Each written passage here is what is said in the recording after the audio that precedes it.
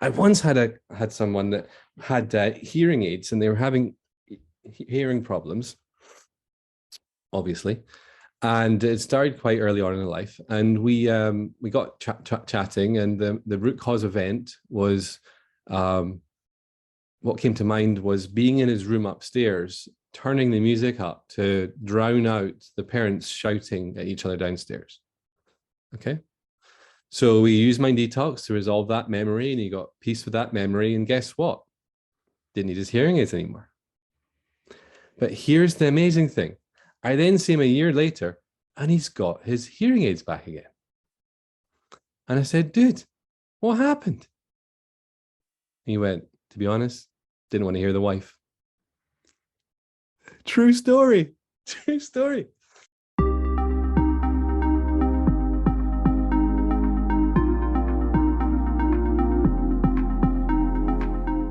Hello and welcome to the Mind Detox podcast.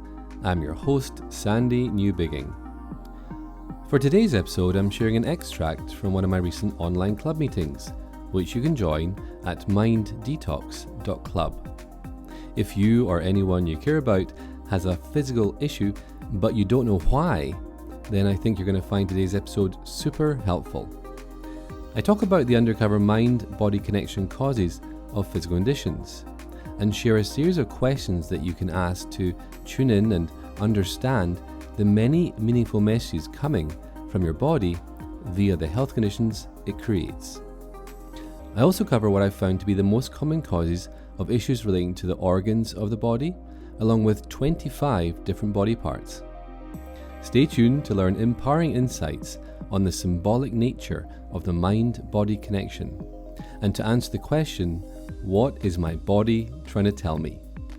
Now, I'm not suggesting that all health conditions have mind-body connection causes, but that it is wise to adopt an integrative approach to health and healing, which includes exploring if there are any mind-based causes.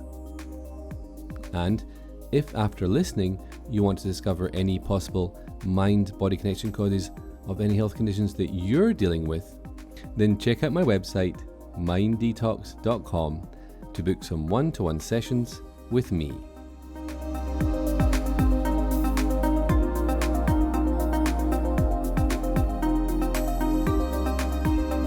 I'm going to share with you in the next little while some theory and some questions that you can be able to ask yourself in order to be able to tune in and understand the many meaningful messages coming from your body if it is creating health conditions. And I'm open to having questions after if you have any specific questions.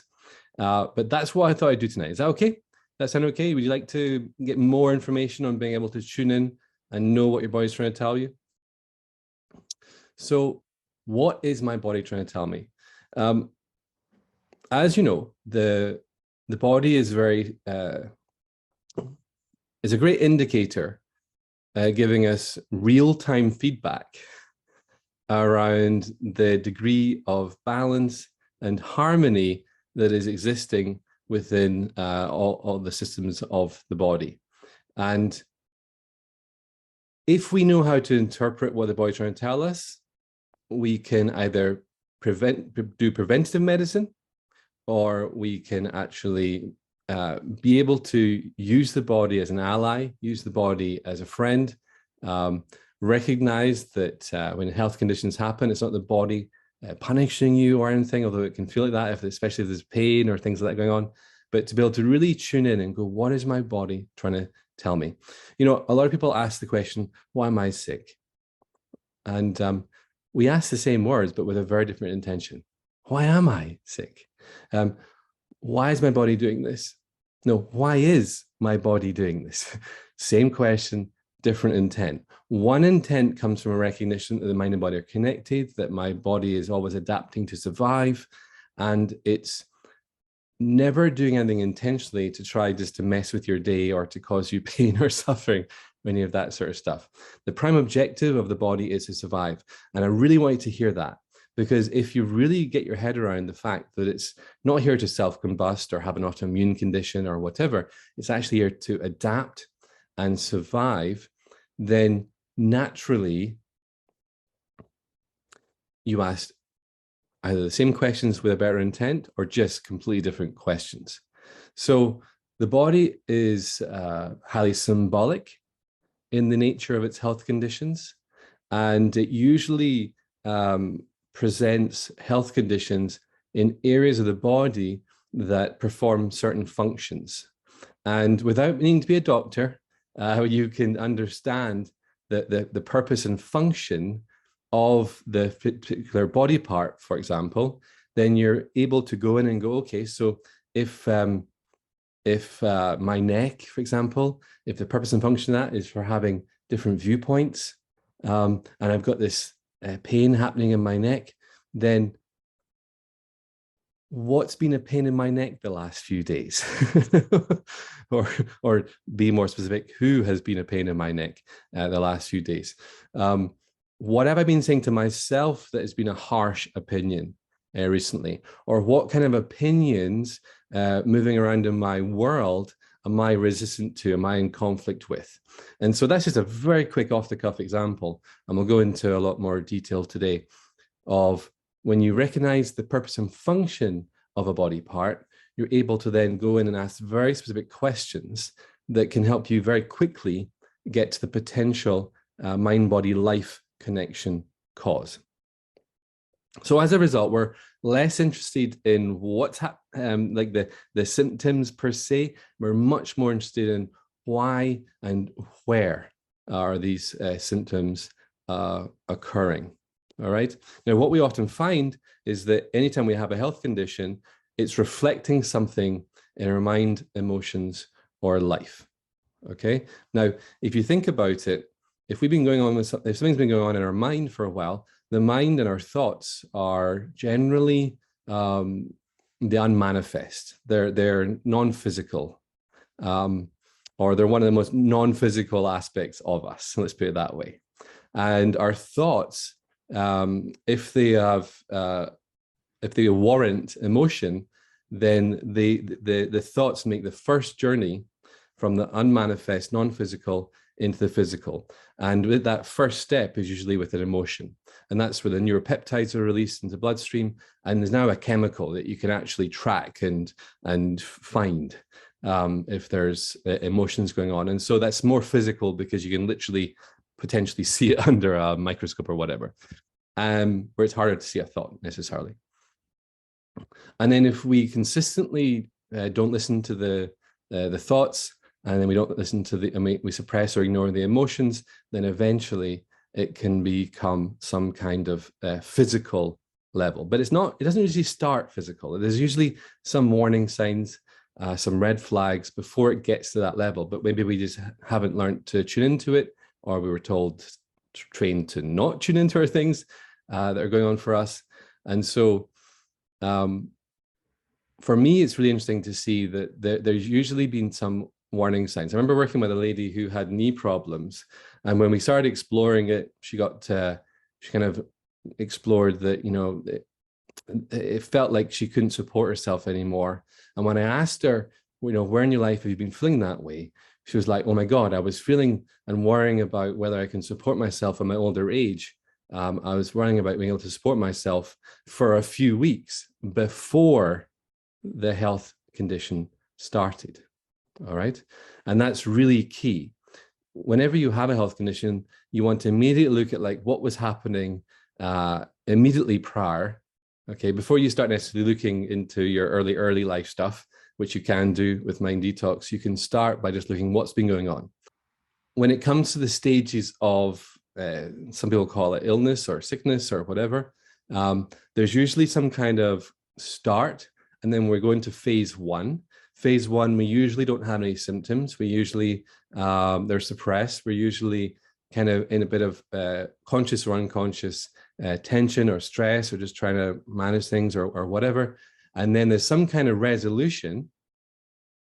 And then we go into what's called phase two. And phase two is often when the physical conditions start. I'm telling you this because it can help you understand the miracle that is your body, and the way it wants to always heal whenever given the chance. It wants to throw off the stress. It wants to a detox. Now, why does one want to detox after a period of stress? Well, when we are tense or experiencing any stress at the cellular level, our cells stop taking in proteins, but they also stop eradicating toxins. So they stop might be a strong word. Maybe I should say reduce. Shall I say that just to be more, in case someone wants to go and fact check me? But it definitely reduces the amount of protein, the amount of nutrients, and it also stops detoxing. Detoxing at the cellular level. But then when you get the resolution, it's like, okay, finally we can get back to homeostasis. We can get back to balance. We can re-regulate ourselves again. And that's usually when the detox occurs. Because we know that if you go to the doctor, one of the main things they're going to say is go home and get some rest. Now, you've already learned that that is much more possible if you know how to not go home, lay on your couch and either just think all the time or force your way through and never actually get that rest. Now, it was a bit trickier for me because I had a retreat to run last weekend, but Monday, Tuesday, I gave myself that extra space to be able just to switch off. And I've been feeling great all week. It's just that, remaining in the voice kind of thing. So I have found that these things tend to move through really much more quickly. Knowing this, because I'm not resisting it. I'm not fighting the process. I'm not freaking out. I'm not scared and I'm not playing a whole poor me story about, oh, I'm sick, it's so unfair and all that sort of stuff. All of these things are their old paradigm. And I'm hoping that by being part of this club and getting all this information is helping you to have a healthy relationship with your body. Because what we do know is what you resist persists. Okay. And so if you are resisting the health condition, it's really not going to help the health condition fulfill its healing journey and help you get back to the classical idea of 100%. Okay. Now, it's not always resolution. So what else can you do to explore the underlying cause and figure out what is my body trying to tell me? Well, number one, you can ask yourself the question, what purpose or function does this, so wherever it's showing up for you mainly, if it is showing up somewhere specifically, what is the purpose and function of that organ, body part, that particular sense? So if you're having an hearing issue or hearing issue or a eyesight issue or a smell issue or something you touch or whatever, if it's a senses or a body part or an organ, what is the purpose and function of it? Now, I'm going to tell you what they are today in my interpretation, but you can also figure out yourself. There's this thing called Google. I know. And you can literally just type in, what is the purpose and function of the spleen or the liver or the kidneys or the heart? And you'll be quite fascinated to see what comes up. There'll be normally a little paragraph. If you're using Google, there's normally a little paragraph at the top that gives you a little summary of the purpose and function of that body part, what it does. And when you're reading that little summary, look out for any words, symbolic words that jump out at you from the little description. All right. So let's say what's the purpose and function of the bladder, you might say. Well, somewhere in that description, there's going to be like it's a sac and it's holding, it's about retention. Okay. They'll have the little word retention there somewhere. Or gallbladder, there'll be like da-da-da-da-da, and it separates the this from the that. And you go, interesting. This is about separation and separating. The glands, type in glands. I'm sure somewhere in there, it will say the word homeostasis, regulating the homeostasis of the hormones and things like that. All right. Large intestine, somewhere there'll be the word excretion. Small intestine, they'll start saying da-da-da-da. It's where there's absorption of nutrients. They'll say absorption. And so do you get what I'm saying here? So you don't always have to Google it all. Let me just tell you the list. So bladder is retention, brain is control, gallbladder is separation, glands are homeostasis, heart is circulation, large intestine excretion, liver is purification, lungs is life force, I don't know if they'd say life force in there, but that's my interpretation of stuff happening in the lungs, usually about life force and survival. Kidneys is about processing. The kidneys don't hold the urine, the bladder does, right?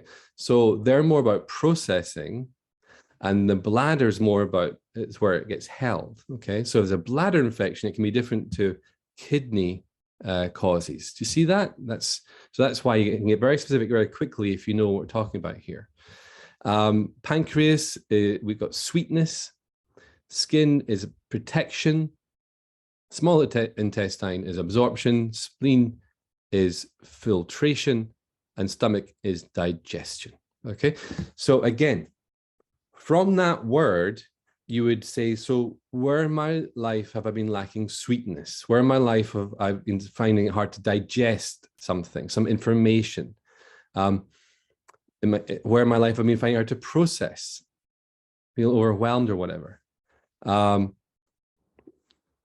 in my life have I been feeling toxic, overloaded? And that would be for the liver, for the purification. Do you get where we're going with that? So it's very simple. I'm trying to keep it like that we can actually do. Okay, and so ask yourself, what's the purpose and function of that body part or organ? Talking about body parts, shall we move on to the actual body parts? So we've going down the body, I think it is. We've got face. Something's happening on your face. Now, your face is like how you face the world, but it's also about how you express. It's about expressions often. Okay. So if you've got something happening on your face, where are you feeling that you can't express yourself? Or your expression is being limited or judged or gaslighted or whatever, but it's like expression, expressing yourself. Are you feeling stifled in your creativity or things like that? That sort of stuff can show up in the face. Okay. Neck, we already talked about that. Viewpoints. Okay. Viewpoints. That's what we use the neck for. We use it to have different viewpoints. And that can be internal viewpoints or external viewpoints. Things that people said to you that you're like, that's so unfair, I don't like what they said or whatever. Or it can be things that you've been saying towards yourself as well. It can be an internal viewpoint as well. Usually if it's left side of the neck, it's internal, and right side of the neck, it's more external. And that links with the masculine, feminine Chinese medicine stuff. So right side is masculine, more external world, creation, doing, manifesting, energy out.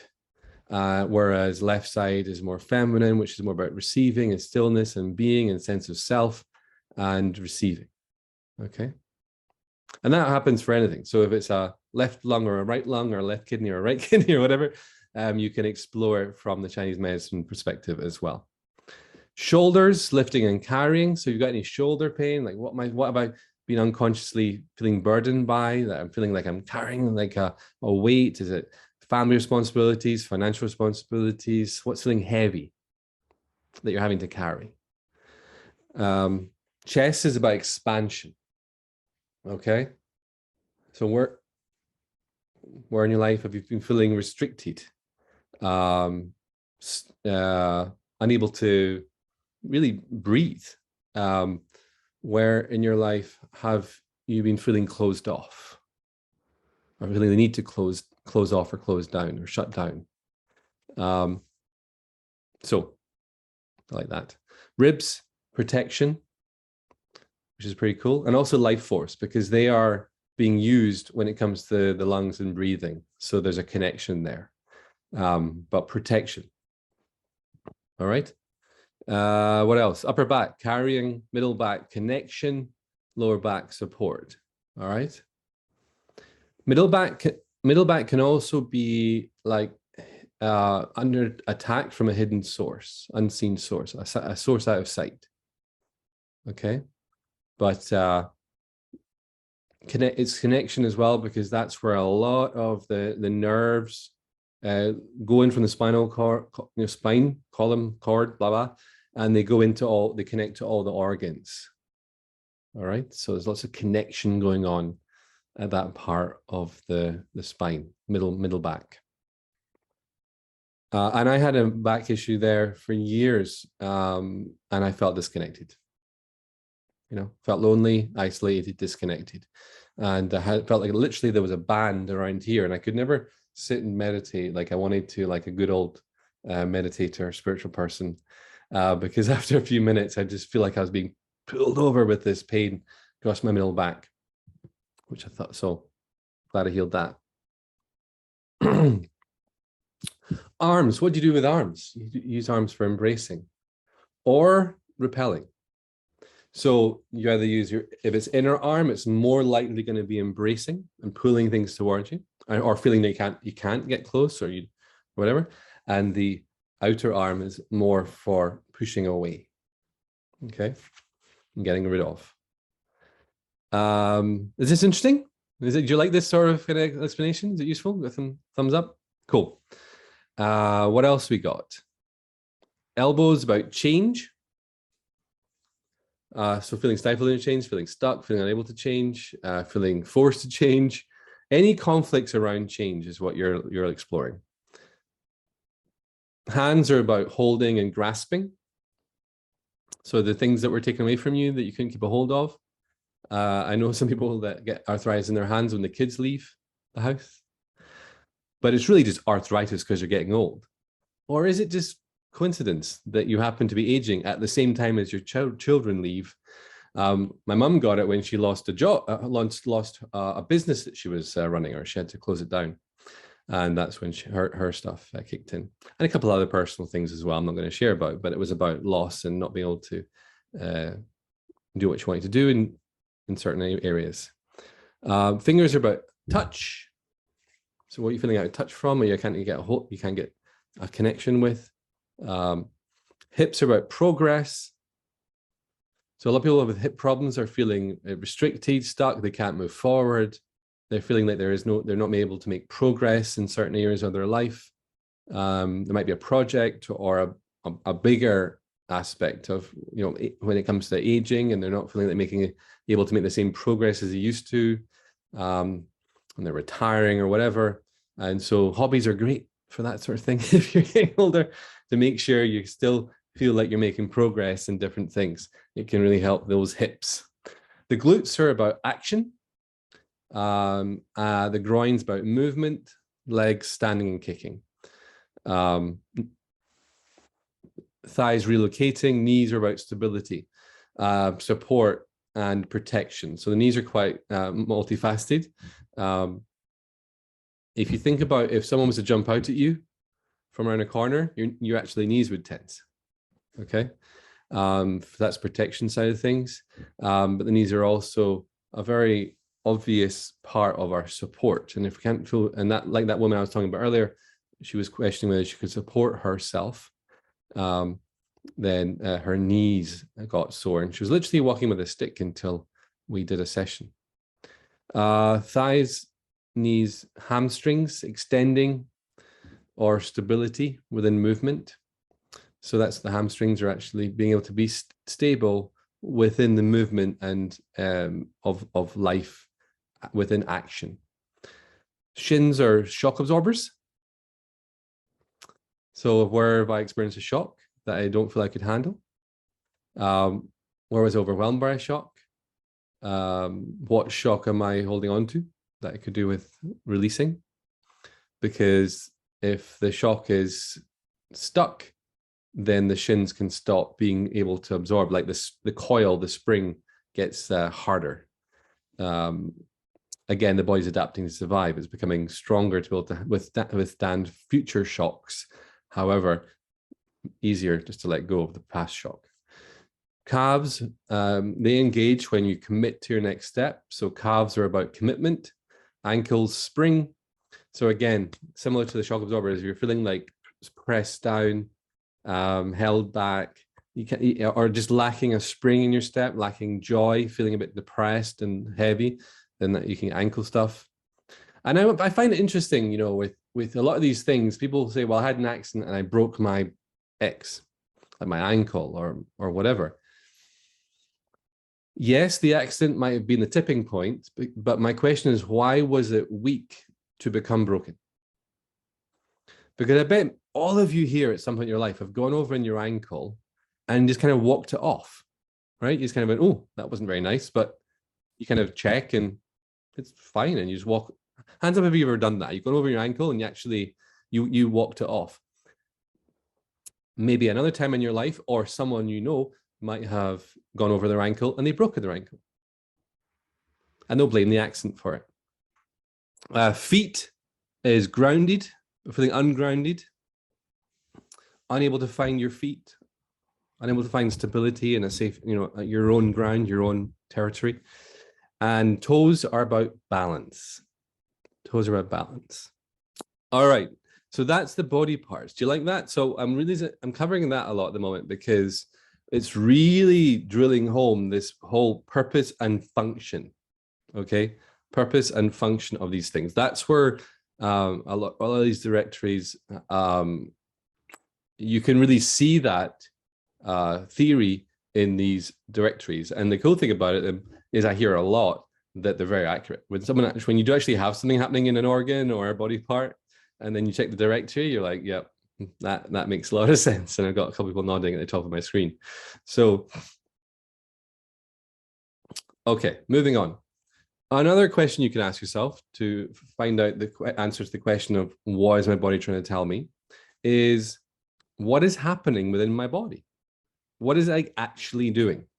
Now, the purpose of that question, what is happening in my body? What is it actually doing? The purpose of that question is because often we can get caught up in the symptoms. All right. The discomfort, the stories, and the fear of what if this never goes away, or what if I've got this for the rest of my life, or whatever. We can get caught up in all that stuff. This requires you to kind of go more into the body and go, what's my body actually doing? What's shutting down? What's becoming inflexible? What's becoming more flexible?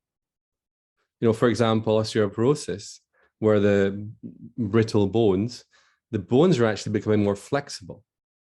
Now, why would the body adapt to survive to make the bones more flexible?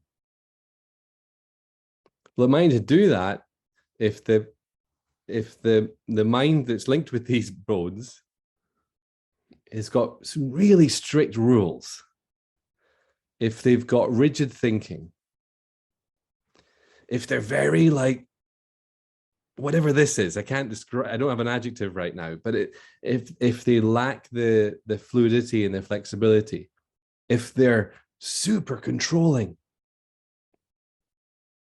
and I just keep coming back to the same word, rigid, if they're very rigid, then the body will adapt potentially to become more flexible. All right. What's my body actually doing? Well, I'm constipated. I'm not admitting anything. I'm constipated. What's the body actually doing? It's holding on. It's not letting go. Okay. Where in my life am I holding on? Where in my life am I not letting go? Where in my life am I scared of losing? Yeah. Have I been concerned about money recently in the last couple of weeks? Have I been really quite conscious and worried about like not losing money? Have I been feeling that there's been one thing after the next when it comes to like, oh, the car broke down, then the roof broke, and then this happened, and I can't hold on to my money. It's just going out. The body then responds by holding on. Okay. Just a little example. What is my body actually doing? I know I've said this one a million times, but psoriasis. What's the body doing? It's creating extra thick skin. And just listen, you've heard that. They're very thick skin. You need to be more thick-skinned. If you're a bit sensitive, you might be told. It's an extra thick layer of defense. It's growing an extra thick. But when you start describing it to yourself, what is the body actually doing? You're going to hear adjectives, describing words, and they're going to be symbolic. And you can very quickly go, oh, so where in my life have I blah? Where in my life have I been feeling under attack? Where in my life do I feel I need an extra thick layer of skin or defense? See what I'm saying? So this is a couple questions you can get from What's my body trying to tell me? To the symbolic mind-body connection cause. If the condition was trying to send a symbolic message, what might it be saying is another question. So this condition was trying to send me, if my body was trying to send me a symbolic message, what's it trying to tell me? See, it doesn't have a voice, right? Well, it has a voice, but the body can't just kind of, the elbow can't go, psst, psst. You know? If it was only that easy, you could just kind of like put the stethoscope to your lungs and it could say, hey, psh, you know, you've been worrying about dying. you've been watching far too much scaremongering news, right? You know, it'd be great if the lungs could just tell you that, but unfortunately, it's not. We're not at that point. So we have to kind of, you know, find other ways to hear it. If the physical condition was a negative emotion, what emotion would it be? If the physical condition was an emotion, what emotion would it be? I love this one. Really interesting one. Really tune in. Is it angry? Is it grieving? Is it grief? Is it shame? Is it hurt? Is it sad? What if it was an emotion, what emotion would it be? And where in my life have I been feeling that or suppressing that? Potentially more importantly. Okay. Because if you had felt it, it would have probably, you know, not had to become a physical condition, because we would have processed it through and got the learnings, got the insight, got what the body was trying to tell us. We would have cleared the conflict. We would have shifted something. We would have moved on before it potentially got. Now, I'm not saying it's anyone's fault. I got the flu last week, or had the flu. I don't like saying it's the language. Flu symptoms developed. So I prefer not to think of myself as a failure because I teach this stuff and I got a flu. I don't see it that way. In fact, I'm still in a learning journey, as I've told you many, many times. And so if the physical condition was an emotion, what emotion would it be? All right. Another question. How might my body be mirroring something in my life? How might my body be mirroring something in my life? I don't know why, but recently my eyes have they've been kind of changing, and I've not been able to be like far away has been a little bit blurred. I'm not saying my eyes are fine, but I'm saying I have had times in my life where if I didn't have the mindset that I have, I might have gone to the optician, believed my eyes were just going bad, and I would have had glasses by now, right? But instead, I've gone, I can't see far away things. That's interesting. How might my body be mirroring something in my mind, body, and my mind, emotions in life? Well, I tell you, when that's happened to me, I've not had a long-term vision for my life. I've not been able to see further down the road of my life. I'm finding it hard to like see close up. Like things are more blurred than they used to be. Let's close up to you, do you not want to look at?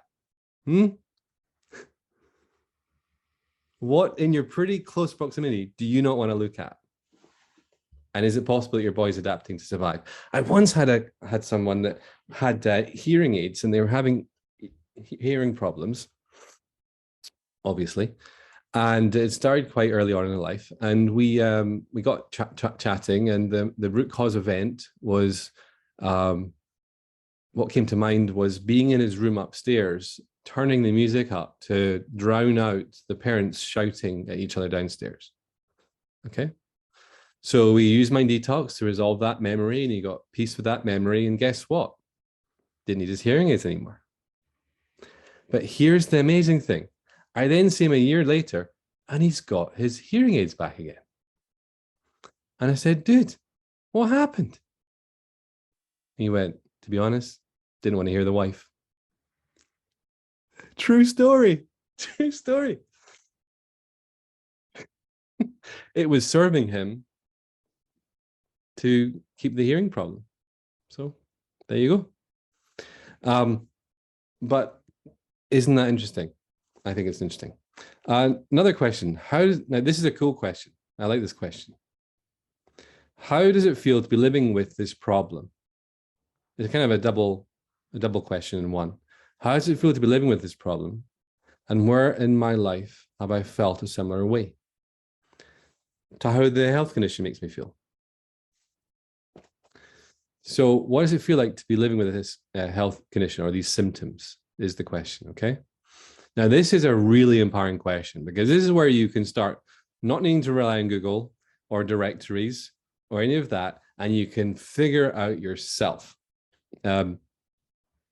Because how the symptoms make you feel are often reflecting the conflict, the thing that's going on in your life. All right.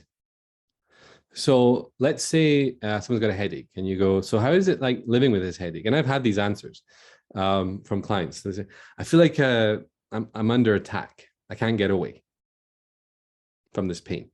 So that's how it feels for them to be living. That's how they describe it. So the next question is, where in your life have you been feeling that way? Where in your life have you been feeling under attack? Can't get away. Okay. So, how does it feel to be living with X? And yes, you might get frustrated is a common first answer. But try and go beyond that. Although it's a useful answer and you can use it in the mix, try and go beyond just frustrated or annoyed and describe what it's like to be living with it. That's what I did with that lady with the knee problem. What is it like to be living with this knee problem? She's like, I can't support myself. And it actually brings up fear that I can't support myself. Okay. So this is where you can get really empowered by your health. You can tune in and really ask yourself, how is it going to be living with this? Because I've had work where people that, for example, have weight gain, for example. And when they really tune in, they'll have a story like, well, I've tried so many things. I've tried diets, I've tried exercising, I've tried this, that, the next thing, and it doesn't go away. And so at this point, it just makes them feel helpless, powerless. Nothing I do makes a difference.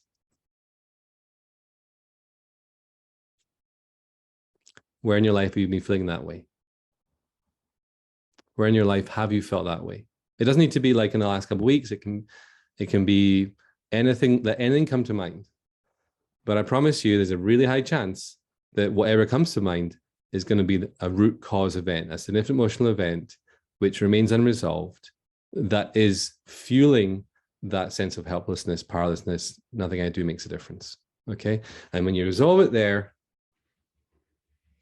maybe, just maybe, the body is in a place that it can change. Okay. So you like that? Is that useful, guys? What is it like to be living with the fatigue? Oh, everything's overwhelming. I just can't do it. It's too much. I feel weak. I feel, I don't have it right now, so it's hard to describe it, right? I'm doing this from imagination. But you tune in and go, what's it like to be living with this? You trust your first answers and you ask, where in my life have I felt this way? Simplest two questions I've been able to come up with so far in my 20-year career to help someone figure out what might be causing their thing, and in a very, very individual way. All right. And the final question for now is, what was going on in my life around the time when the condition started? So again, simple question, helps you to go straight in to the potential trigger event. Now, there could be a resolution around that time, or there could be something else be happening around that time. And it's a really good way to start, track back from the time you first notice the symptoms back to, 12 to 18 months. Within that 12 to 18 month incubation window, you want to make sure you've cleared every single potential traumatic event, significant emotional event, thing that might have potentially got you to your body to a place where it needed to respond with creating a health condition to survive. Okay. And this reminds me, I just want to share one last thing to finish with. I'd like to invite you to change your language around health conditions. Okay? Because it's common to say I've got a knee problem or a weight problem or a skin problem or whatever, autoimmune problem or something like that. I would invite you to refer to it as a knee solution, a skin solution, a weight solution, because that's actually what it is. It's a solution to something. It's your body's way of solving something that you're going through. Does that make sense? I have a psoriasis solution. I have an eczema solution. I have a migraine solution.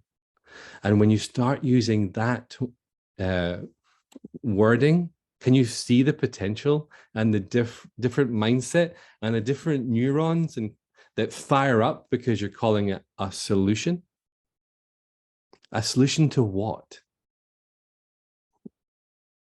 You know, many of our adult problems were childhood solutions.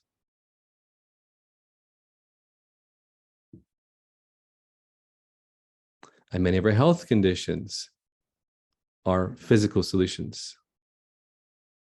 All right. So I just want to leave you with that one. It's a really cool thing to start playing with. And you can use it to everything, by the way. If you find it hard to be intimate, you have an intimacy solution. Okay. If you find it hard to make money, you have a money solution. I'm serious. Okay. Because it begs a really cool question. Solution to what?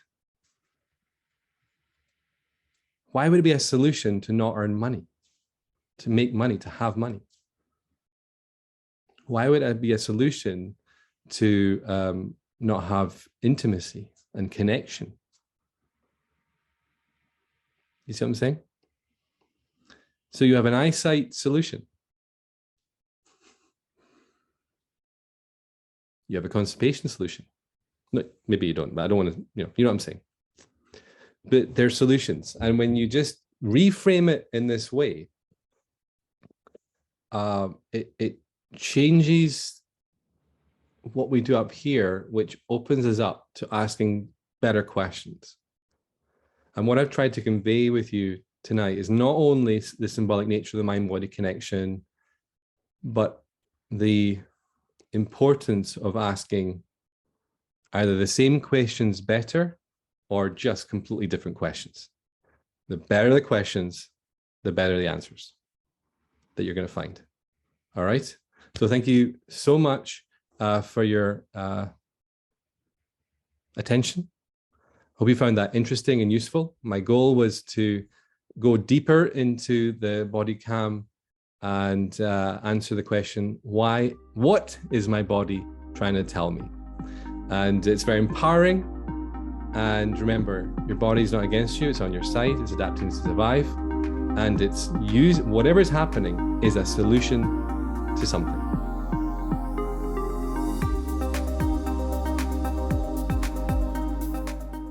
And if after listening, you want to discover any possible mind-body connection causes of any health conditions that you're dealing with, then check out my website, minddetox.com, to book some one-to-one sessions with me.